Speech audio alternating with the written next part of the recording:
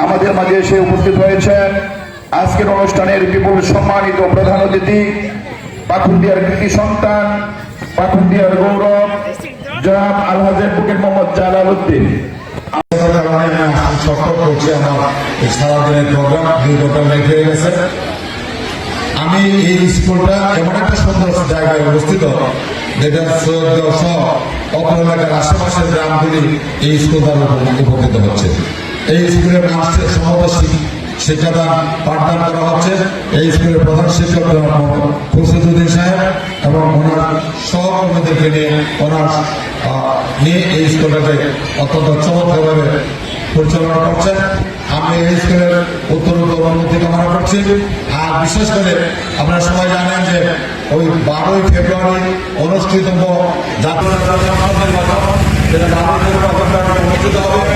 এই নির্বাচনে আমি বাংলাদেশ বিএনপি প্রার্থী হিসাবে আমি ভোটারকে দেওয়ার জন্য ঢুকছি এবং বিশ্বাস রাখা আমার প্রতিনিধিত্ব থাকছে। আজকে প্রোগ্রাম এই স্কুলের জন্য গুলিমের জন্য আমার 2 ঘন্টা লেগে গেছে। আমি একটা কথা তোমাদের উদ্দেশ্যে স্মরণ করে দিতে চাই।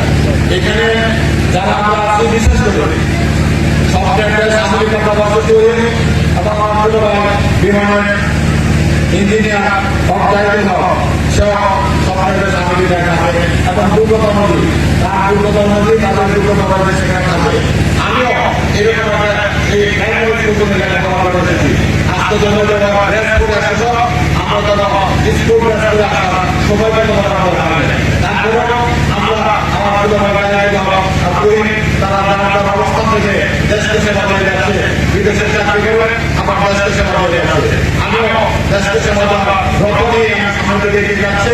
আমার নির্বাচনে আমি এখানে যারা অভিভাবক আছেন, যারা ভোটার আছেন, তাদের ভোট প্রার্থনা করছি এবং যারা ছাত্রছাত্রী আছো তোমাদেরকে দোয়া পাই এবং তোমরা অবশ্যই তোমাদের গার্জেন যারা আছে, তোমাদের আত্মীয়-স্বজনের মধ্যে যারা ভোটার, তাদেরকে ধানের শেষ কথা ভোট করার জন্য আমি অনুরোধ জানাচ্ছি। আমি আজকের এই অনুষ্ঠানে সফলতা কামনা করছি এবং